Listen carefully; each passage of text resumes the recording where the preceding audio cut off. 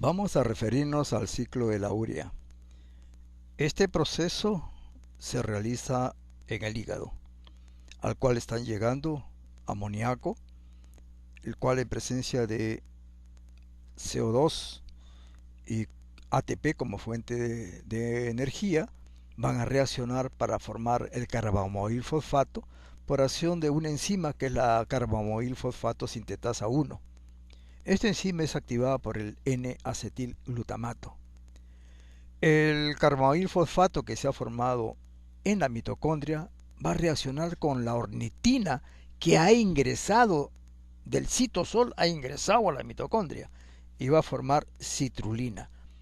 La citrulina sale de la mitocondria y esta citrulina reacciona con el aspartato y forma arginino succinato, el cual posteriormente en otra reacción va a liberar fumarato y como consecuencia de ella se forma arginina.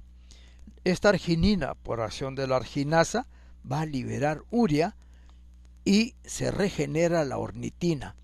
La ornitina que se ha formado en el citosol va a ingresar a la mitocondria y de esta manera se va a cerrar el ciclo.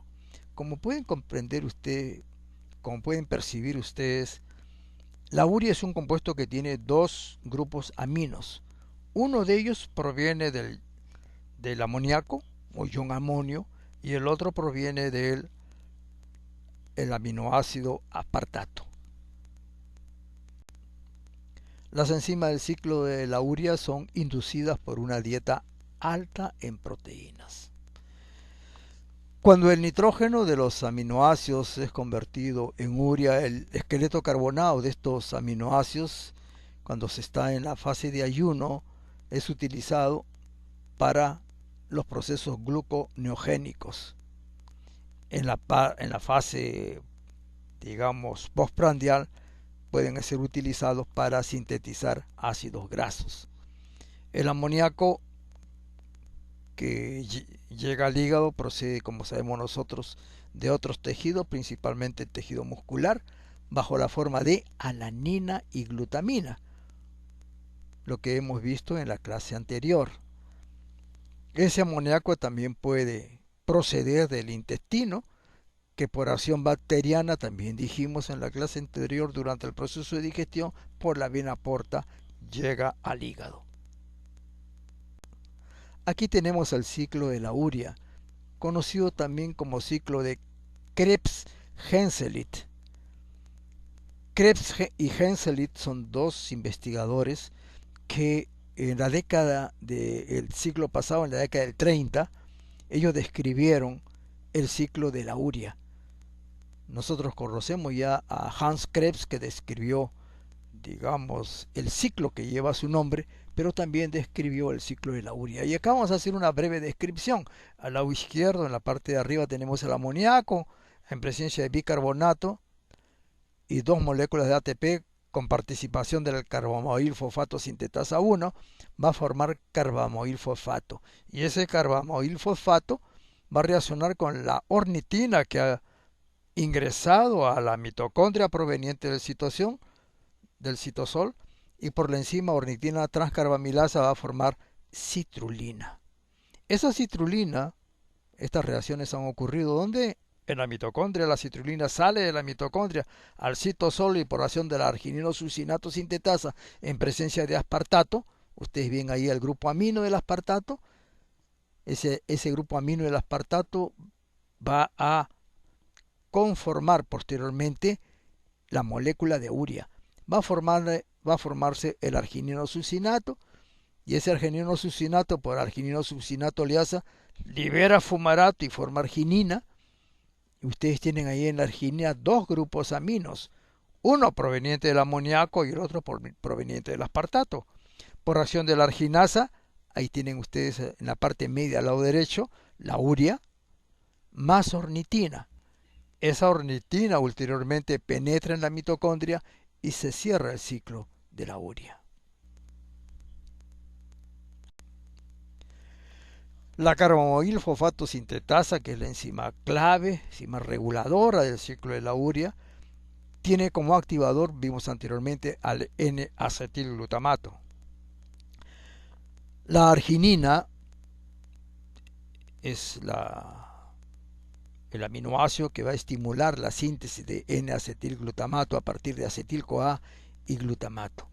Las enzimas del ciclo de la urea son inducidos por una dieta alta en proteínas y la formación de urea, la síntesis de urea y la excreción de urea por la orina es dependiente de la ingesta proteica, especialmente si las proteínas son ingeridas por por 4 días o más.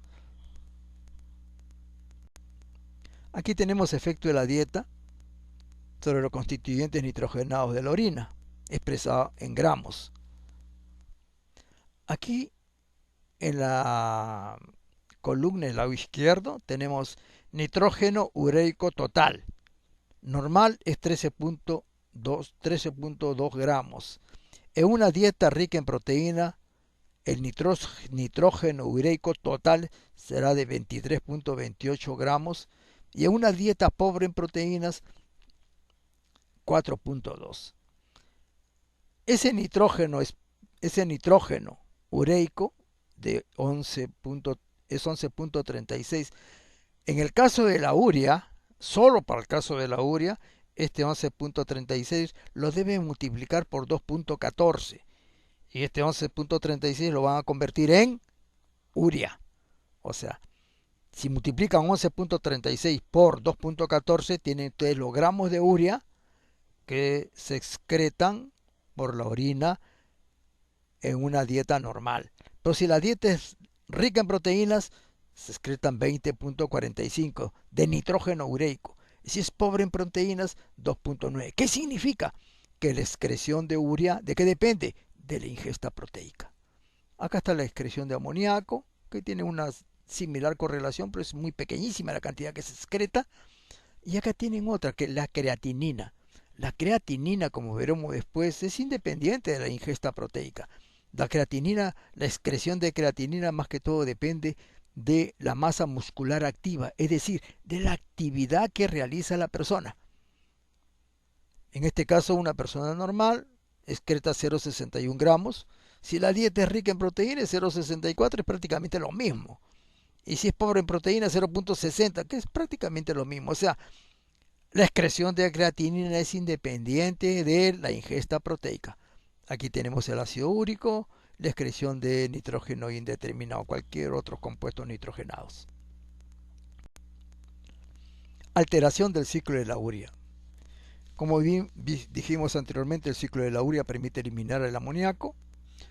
Un defecto de la ornitina transcarbamilasa va a ocasionar una elevación de los niveles séricos de amoníaco. Esa hiperamonemia va a trastocar el intercambio iónico, especialmente en el cerebro. Los elevados niveles de este amoníaco en el plasma van a alterar los procesos metabólicos en el cerebro y pueden causar la muerte.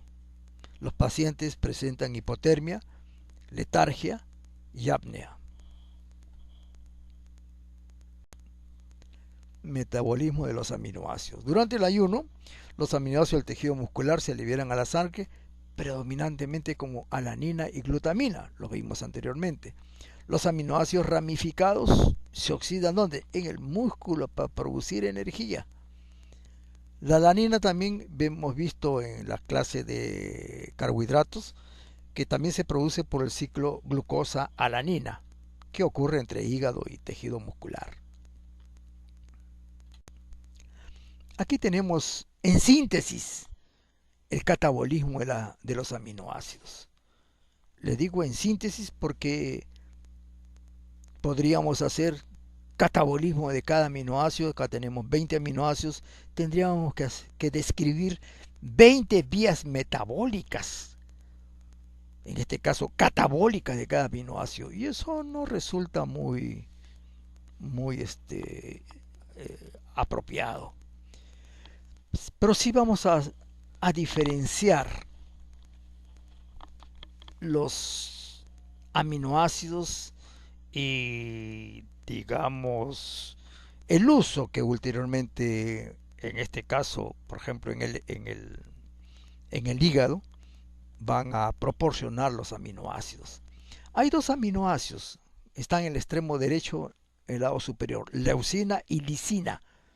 Estos aminoácidos, cuando se catabolizan completamente, vamos a hacer una descripción muy breve posteriormente de cada aminoácido, pero estos dos aminoácidos, solo y exclusivamente, al catabolizarse, van a formar acetil-CoA.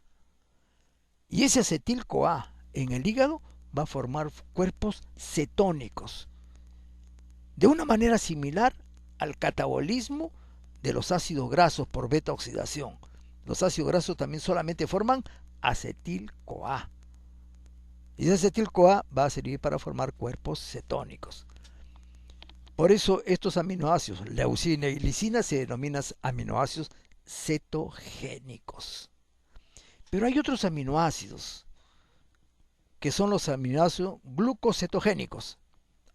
Es decir, los glucocetogénicos son aminoácidos que son capaces de formar cuerpos cetónicos cuando se catabolizan y también generar glucosa por gluconeogénesis. ¿Cuáles son?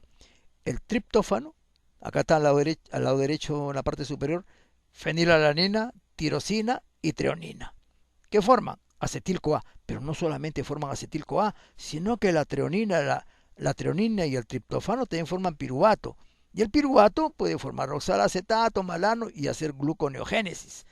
La fenilalanina también no solamente forma acetil-CoA, sino forma fumarato. O sea que a partir de fenilalanina y tirosina se forma fumarato, que por gluconeogénesis forma glucosa. Entonces estos aminoácidos que forman acetil-CoA y intermediarios que han de permitir la síntesis de glucosa se llaman glucocetogénicos. En cambio hay otros aminoácidos que forman intermediarios que sirven para sintetizar solamente glucosa. No sintetizan, no forman acetil-CoA. ¿Cuáles son? Acá en la parte superior izquierda, alanina, serina, cisteína, hidroxiprolina, glicina, forman piruvato. Asparragina, aspartato, forman oxalacetato. El lado derecho, en la parte baja, arginina, histidina, glutamato, prolina, forman alfa-acetolglutarato. Valina, isoleucina y metionina forman succinil-CoA. Estos últimos aminoácidos son aminoácidos glucogénicos. Y este proceso catabólico de aminoácidos ocurre en la fase posabsortiva, mayor aún en el ayuno. Después vamos a hablar de ellos en la próxima clase. En el ayuno prolongado y en la inanición, estos aminoácidos van a permitir el mantenimiento de la glicemia. Metabolismo de grupos de un átomo de carbono. La transferencia de un grupo de átomos de carbono permite la síntesis de una serie de compuestos muy importantes para el ser humano. Existen transportadores de estos grupos de un átomo de carbono. Después vamos a hacer alusión a ellos. ¿Cuáles son los grupos de un átomo de carbono?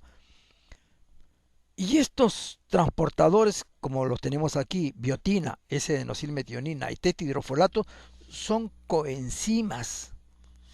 Eso significa que el transporte, para transportar estos grupos de un átomo de carbono, se utilizan estas coenzimas, pero esas coenzimas no trabajan solas, sino ligadas a una enzima, que es una enzima transportadora. Por ejemplo, las enzimas que trabajan con biotina transportan anhidrido carbónico.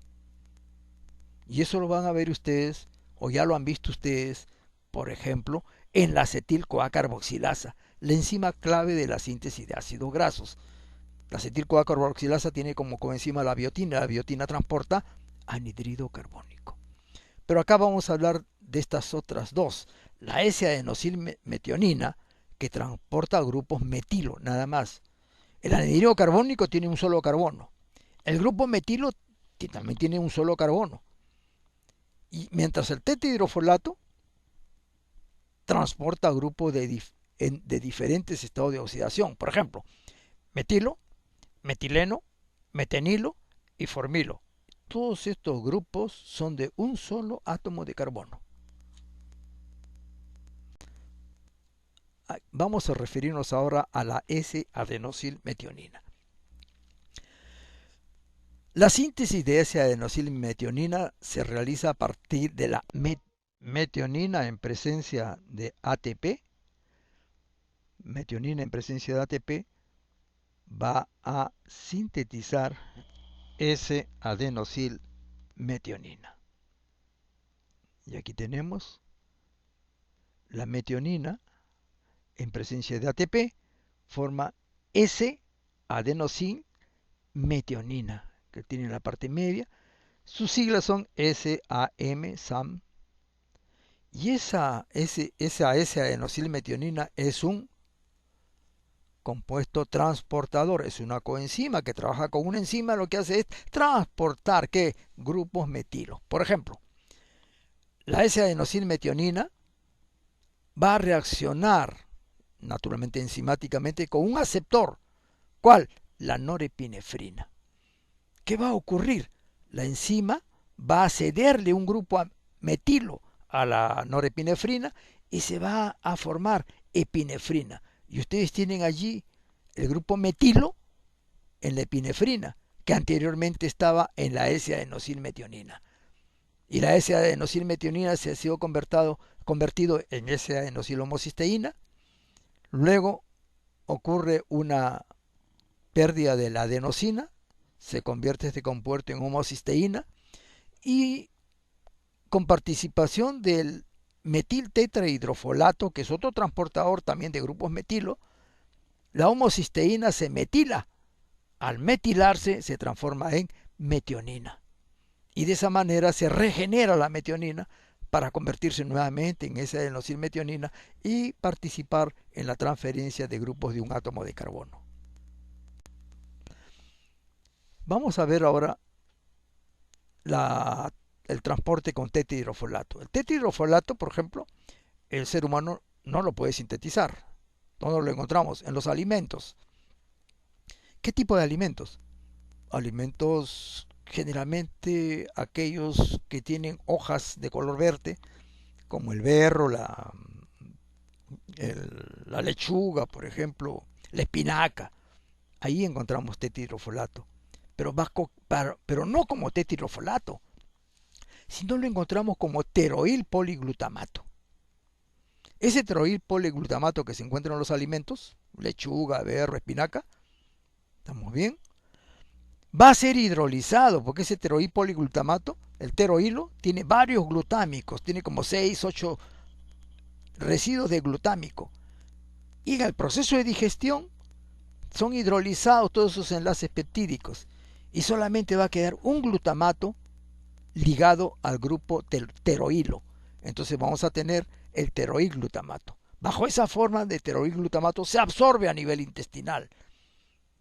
Y este teroilglutamato posteriormente, digamos, intracelularmente, por acción de una reductasa en presencia de NADPH, va a formar el 7,8-dihidrofolato. Y por acción de otra reductasa con otro NADPH, va a formar el 5,6,7,8 tetrahidrofolato, más conocido como tetrahidrofolato. Y de esa manera el ser humano va a disponer de una coenzima, en este caso tetrahidrofolato, que va a participar en la transferencia de grupos de un átomo de carbono. Aquí tenemos la molécula de tetrahidrofolato, que transporta grupos metilos ligados en el nitrógeno 5. Ahí está en la parte central de la molécula el nitrógeno 5 y un poco a la derecha está el nitrógeno 10. También transporta, aparte de metilo, ahí lo tiene en la parte de abajo, el metilente-tetrahidrofolato, que es un CH2, es un grupo de un átomo de carbono, CH2, ¿está correcto? Que está ligado al teroilo, al nitrógeno 5 y al nitrógeno 10. De ahí tenemos el metenil, que es un CH tetrahidrofolato, y luego el formil tetrahidrofolato, que ahí tienen ustedes CHO, o sea, carbono, hidrógeno, oxígeno, que está ligado al nitrógeno 10. Miren ustedes, el glutamato está en el extremo derecho, estamos bien. Las enzimas proteolíticas no pueden eliminar ese glutamato porque está unido alterohilo mediante un enlace que no es enlace peptídico. El tetrahidrofolato ligado a un átomo de carbono, como hemos visto nosotros anteriormente, puede participar en reacciones diversas. Por ejemplo, el metilente-hidrofolato se usa para formar la cadena lateral de timina. El metenil-tetrahidrofolato o formil-tetrahidrofolato, ambos grupos son equivalentes, se utilizan para formar el anillo de purina, por ejemplo.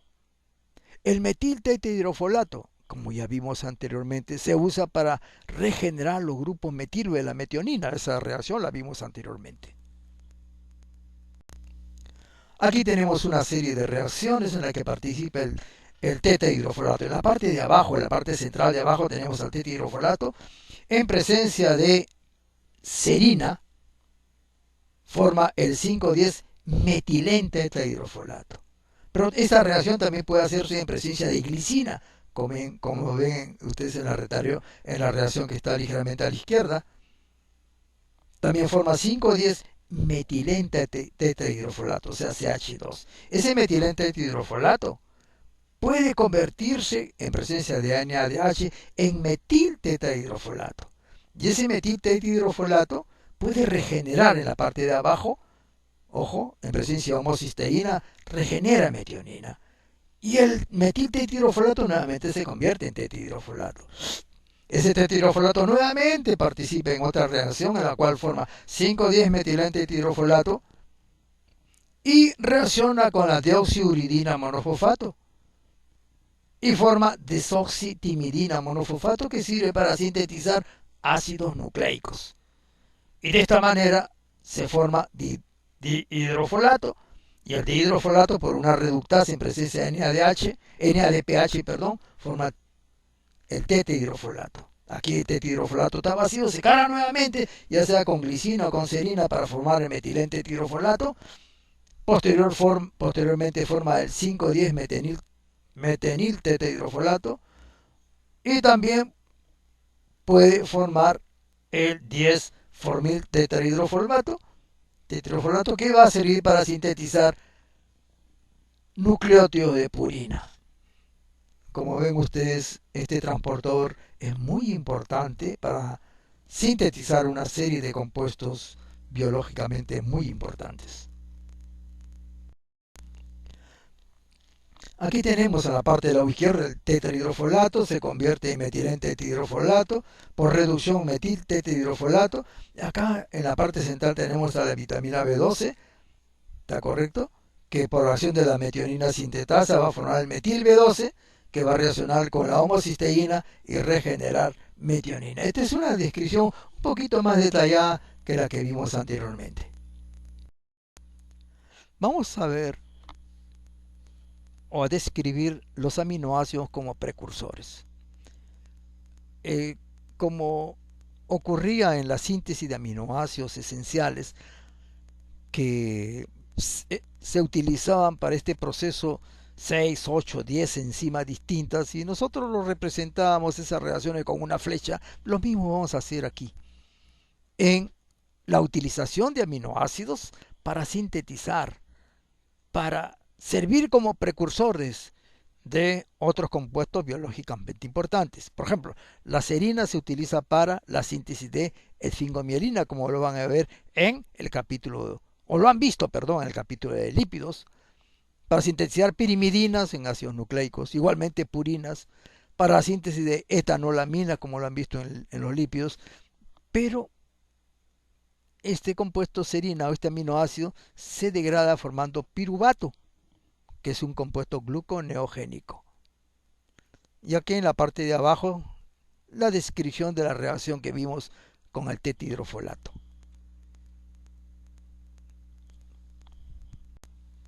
Aquí la glicina. ¿La glicina para qué sirve? Para formar glicocolatos, lo vimos, para la síntesis de ácido hipúrico, síntesis de glutatión, de la cual vamos a referirnos después, síntesis de porfirinas, la síntesis de creatina, lo vamos a describir después, la síntesis de purinas, que ya lo han visto en ácidos nucleicos, y se degrada formando piruvato, que va a servir para sintetizar glucosa en los procesos gluconeogénicos. Aquí vamos a hablar de la síntesis de glutatión porque es el principal antioxidante que sintetiza el ser humano.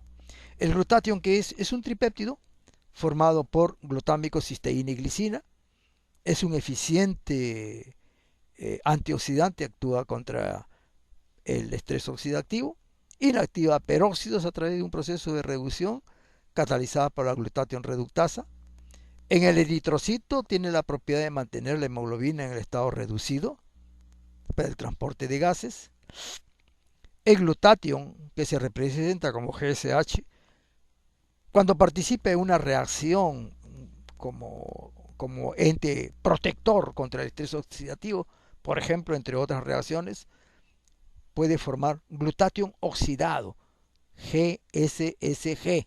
Este es glutatión oxidado. Y ese glutatión oxidado debe regenerarse a glutatión reducido, porque de lo contrario, el glutatión oxidado no tiene acción biológica. Entonces, ese proceso de reducción lo hace la glutatión reductasa en presencia de NADPH. Acá tenemos la síntesis de glutatio. El glutatio en presencia de ATP con cisteína forma gamma-glutamilcisteína. Con una molécula de glicina en presencia de ATP va a formar glutatión. La forma activa del glutatión siempre se representa como GSH. Y aquí usted tiene en la parte media el grupo sulfidrilo, que es la forma activa de ese glutatión. Aquí tenemos la fórmula del glutatión oxidado, solamente para que la vean. Nadie le va a preguntar sobre cuál es la fórmula, solamente para que tengan una idea que acá ya no hay SH, ha sido bloqueado, por cuyo motivo este glutatión oxidado no tiene acción biológica.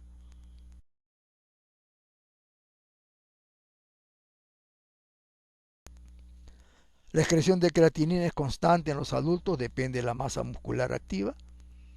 Su excreción es un buen indicador de función renal y la excreción se usa como base para calcular la pérdida urinaria de una serie de compuestos de excreción en el ser humano.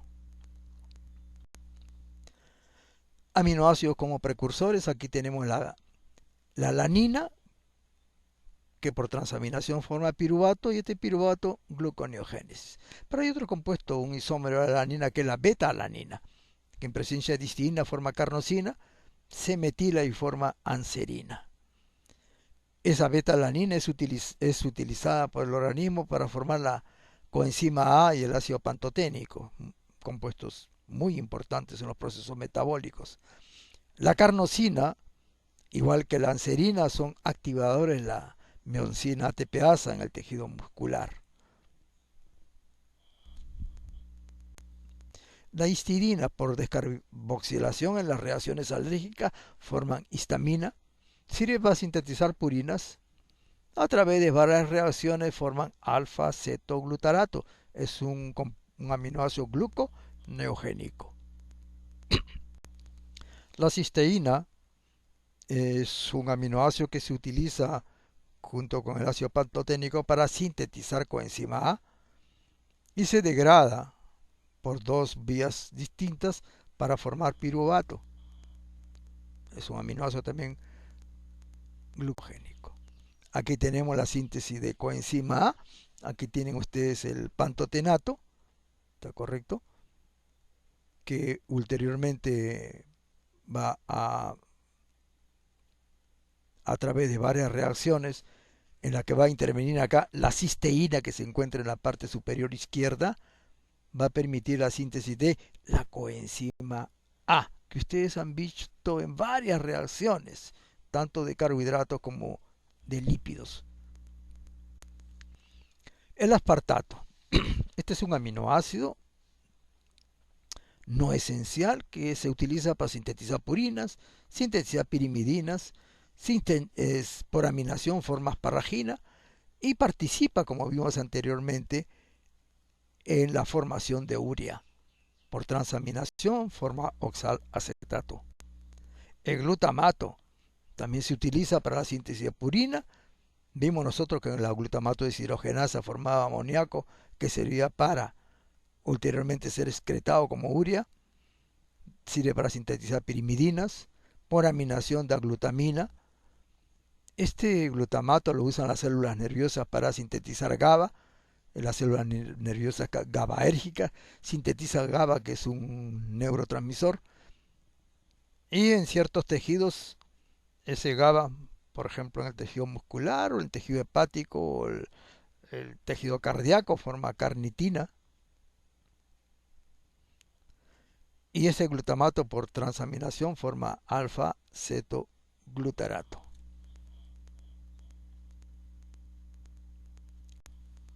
La lisina es un aminoácido que forma parte del colágeno. Y cuando está formando parte del colágeno, se hidroxila. No se hidroxila cuando está libre, por si acaso. A través de varias reacciones, como se forma trimetilisina, trihidroximetilisina, gamma-butirobetaína, forma carnitina. ¿Recuerdan a la carnitina?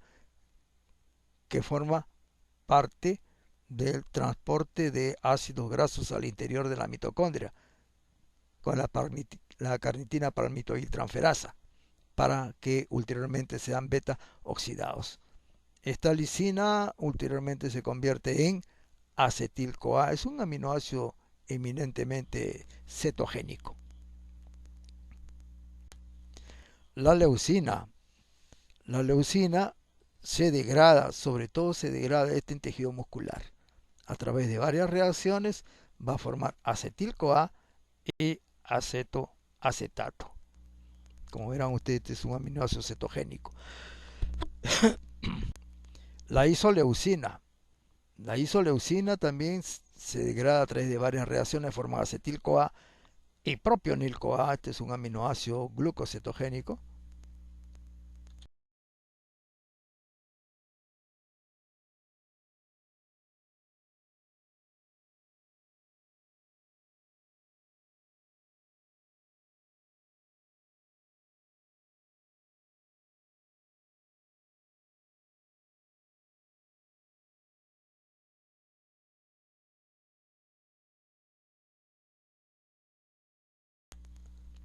La metionina. Aquí la metionina, en lugar de solamente colocar una sola flecha, hemos descrito el proceso catabólico de transformación de la metionina a través de varias reacciones hasta al final formar succinil-CoA. Es un aminoácido glucogénico. El triptófano. Este es el único aminoácido que tiene la capacidad de formar ácido nicotínico, es decir, síntesis de una vitamina. La síntesis es muy pequeña, pero lo sintetiza, o sea, NAD. Este forma 5-hidroxitriptófano. A partir de 5-hidroxitriptófano forma la serotonina, que es un neurotransmisor. Lo sintetizan las células nerviosas serotoninérgicas. Son ulteriormente melatonina. También se cataboliza dando piruvato y acetil-CoA, es un aminoácido glucocetogénico. Y acá tenemos al triptófano a través de varias reacciones metabólicas. Así tendríamos que hacer con todos los aminoácidos. Mostramos esto para que vean la complejidad de las reacciones, que no tenemos el menor interés en saber qué intermediarios se forman aquí. Lo que nos interesa son los productos finales. Por ahora, no sé si en el futuro sea interesante alguno de estos intermediarios. No se sabe ahora. ¿Qué forma? NAD, y el NAD, NADH, y NADP, NADPH también, que son coenzimas. Asimismo se forma acetoacetil-CoA. Aquí tenemos brevemente la síntesis de neurotransmisores, triptófano, serotonina y melatonina. Arginina. Ya sabemos que la arginina, por acción de la arginasa, que forma urea y ornitina. La ornitina era un intermediario del ciclo de la urea. Y ese intermediario del ciclo de la urea no solamente participa en el ciclo de la urea, sino que por descarboxilación da putrescina. Y esa putrescina sirve para sintetizar espermina, parte constituyente del esperma. Esa ornitina ulteriormente puede dar glutamato y se degrada hasta formar alfa-cetoglutarato, que es un intermediario del ciclo de Krebs. La arginina también puede formar guanidoacetato, forma creatina y ulteriormente creatinina, que se excreta por la orina, como vimos anteriormente. Las poliaminas que se sintetizan a partir de la ornitina se utilizan para estabilizar las moléculas de ADN, porque las poliaminas son compuestos que tienen carga positiva y el ADN cargas negativas, y de tal manera por interacción electrostática estas poliaminas estabilizan las moléculas de ADN. También se ligan a proteínas y a RNA. Controlan las propiedades eléctricas de las membranas excitables y la síntesis de estas poliaminas está vinculada con el estado de proliferación celular. En la proliferación celular naturalmente tienen que sintetizarse un mayor número de moléculas de ADN y paralelamente se deben sintetizar poliaminas. Por eso cuando se activa la síntesis de ácidos nucleicos, también se activa la síntesis de poliaminas. Aquí tenemos la ornitina, acá la molécula de putrescina, y miren, S-adenosilmetionina, que es el transportador del grupo de un átomo de carbono, para que forme la espermidina, con otra de S-adenosilmetionina, forma la espermina. Estas son poliaminas, porque tienen varios grupos aminos. Acá tiene 1, 2, 3, 4 grupos aminos. Aquí tenemos el uso de aminoácidos para la síntesis de compuestos biológicamente importantes, así como los procesos catabólicos de estos mismos aminoácidos. La fenilalanina, por acción de la fenilalanina hidroxilasa, forma tirosina. Esa tirosina es utilizada por la glándula tiroides para formar dos hormonas, la triiodotironina, o sea la T3, la hormona T3, y la tetraiodotironina, o sea la T4. Pero la tirosina también es utilizada por la tirosina hidroxilasa para formar dopa, que es la deoxifenilalanina, y por la dopa descarboxilasa forma dopamina. Si esto ocurriese en una célula nerviosa, esta dopamina en la célula nerviosa se comporta como un neurotransmisor. Y esa dopamina se convierte en norepinefrina, que también es un neurotransmisor. Y esa norepinefrina, por acción de un proceso de metilación con la S-adenosilmetionina, se convierte en epinefrina. Estos tres compuestos son neurotransmisores cuando se sintetizan en una célula nerviosa. Pero si este proceso ocurre en la cápsula suprarrenal, entonces se van a sintetizar dos hormonas, la norepinefrina y la epinefrina, que como vimos en el metabolismo de carbohidratos y seguramente en el de lípidos, participan en los procesos metabólicos de los carbohidratos. Aquí tenemos las reacciones un poco más detalladas, que a partir de la tirosina se sintetiza dopa, dopamina, norepinefrina y epinefrina. Continuemos con los procesos de síntesis de compuestos biológicamente importantes. La fenilalanina se transforma en tirosina y por acción de otras enzimas forma el ácido homogentísico, fumaril acetoacético, y forma acetil-CoA y fumarato. Es decir, la fenilalanina y la tirosina son aminoácidos glucocetogénicos, pero también la tirosina es utilizada posteriormente para formar dopaquinona, quinuladimina, sintetizar melanina de tipo mixto, feomelaninas, eumelanina, que son responsables del color de nuestra piel. ¿Estamos bien? La fenilcetonuria es una enfermedad causada por deficiencia de la enzima fenilalanina hidroxilasa, es decir, la enzima que convierte la fenilalanina en tirosina. Como consecuencia de ello, se incrementa la concentración celular de fenilalanina. La fenilalanina es convertida enzimáticamente en fenilacetato, fenilpiruvato, fenillactato, y estos compuestos son tóxicos para el cerebro.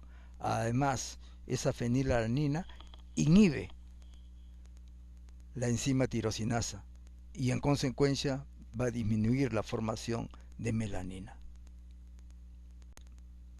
El albinismo es otra enfermedad que se debe a una deficiencia de la enzima tirosinasa. Esta deficiencia impide una adecuada síntesis de melaninas. Este albinismo se presenta en dos formas, la forma ocular y la forma oculocutánea. Las personas que padecen de albinismo presentan fotosensibilidad y alteraciones visuales. Vamos a referirnos ahora a la proteólisis endocelular.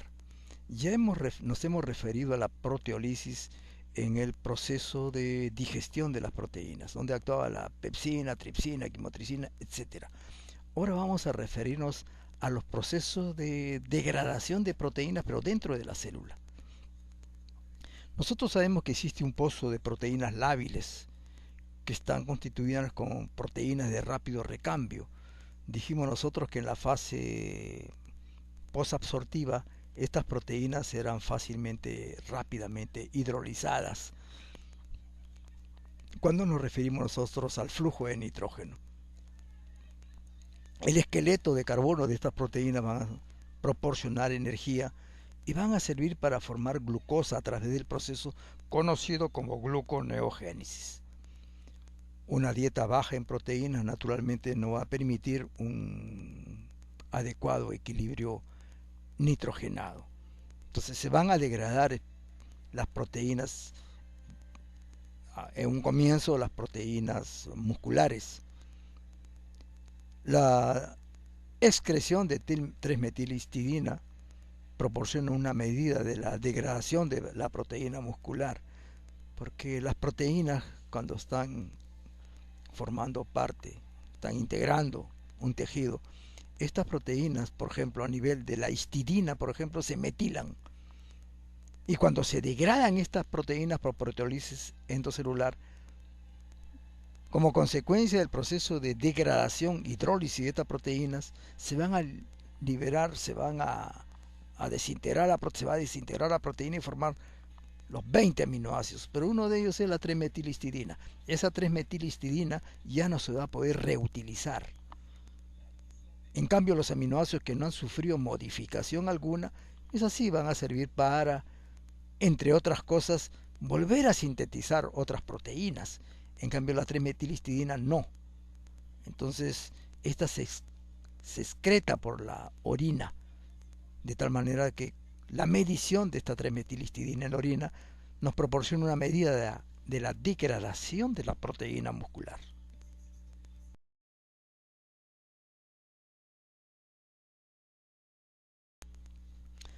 Aquí tenemos la vida media de proteínas en ratas, por ejemplo. La ornitina descarboxilasa, por ejemplo, tiene una vida media de 0.2 horas. Es decir, tienen 12 minutos de vida media. ¿Qué significa? Que esta proteína, al transcurrir 12 minutos, esa proteína ya se degradó el 50%. Eso es vida media. Y en los siguientes 12 minutos se va a degradar el 50% de la proteína que quedó sin degradarse. O sea, va a quedar un 25%. Y así sucesivamente. Y acá tenemos la delta-legulínico sintetasa, RNA polimerasa 1, la beta-hidroxi beta-metilglutarico reductasa, serina dihidratada, etc. Fosfenol piruvato carboxiquinasa. ¿Han visto que todas estas proteínas son proteínas claves en las vías metabólicas? Esas proteínas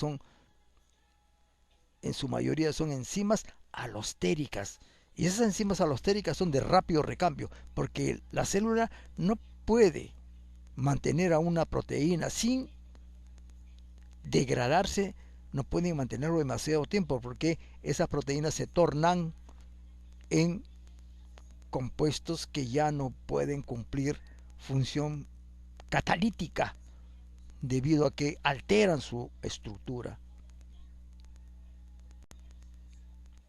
El proceso de degradación de proteínas es sumamente complejo. Aún no se ha logrado dilucidar cómo funciona este complejo sistema de degradación. Existen proteínas lisosomales, como las catepsinas que cumplen funciones en los lisosomas, y proteasas citosólicas, en la cual tenemos las caspasas, las calpaínas, y el sistema denominado de ubiquitina proteasa. UPS es las siglas en inglés. Se las he colocado ahí para cuando lean algún artículo científico, vean UPS, se está refiriendo al sistema ubiquitina proteasa. O también le llaman proteasoma. La vía lisosomal, las proteínas pueden contribuir más o menos con un 50% de la degradación de las proteínas totales de la célula. Actúan a pH ácido, alrededor de 4.8, pero para que actúen estas proteasas requieren la eliminación de los carbohidratos que se encuentran ligadas a muchas proteínas.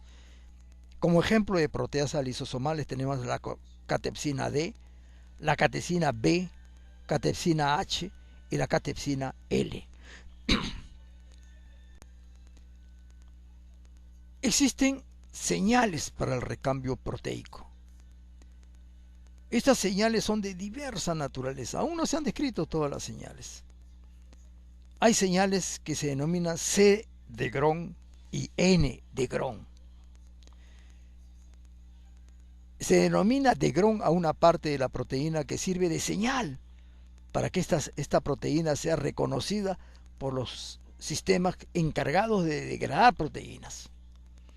Estos degrones se caracterizan porque en esas regiones hay aminoácidos básicos tales como lisina y arginina que se encuentran en la parte externa de la molécula proteica, no en el interior de la proteína, recuerden que las proteínas tienen forma,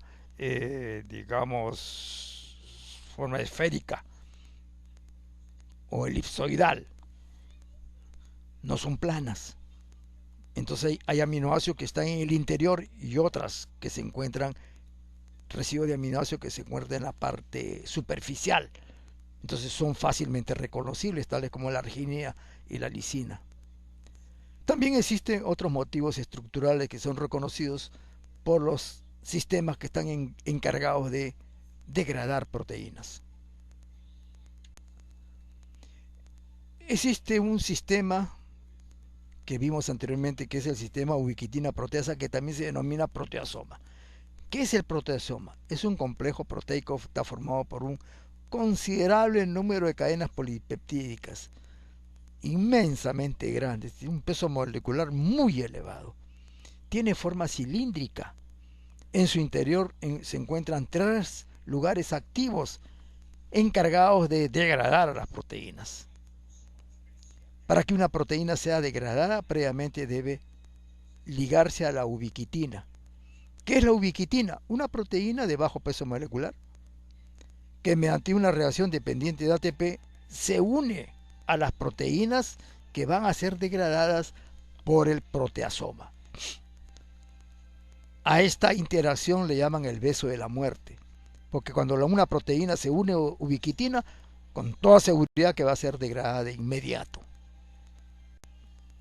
Aquí tenemos cómo funciona el proteasoma. Acá está la ubiquitina en el lado izquierdo, en presencia de ATP, forma ubiquitina AMP, y con la enzima 1 va a ligarse la ubiquitina a la enzima 1 y ulteriormente se liga esta enzima 1 a la enzima 2 y queda ligada la ubiquitina a la enzima 2 y ulteriormente a la enzima 3.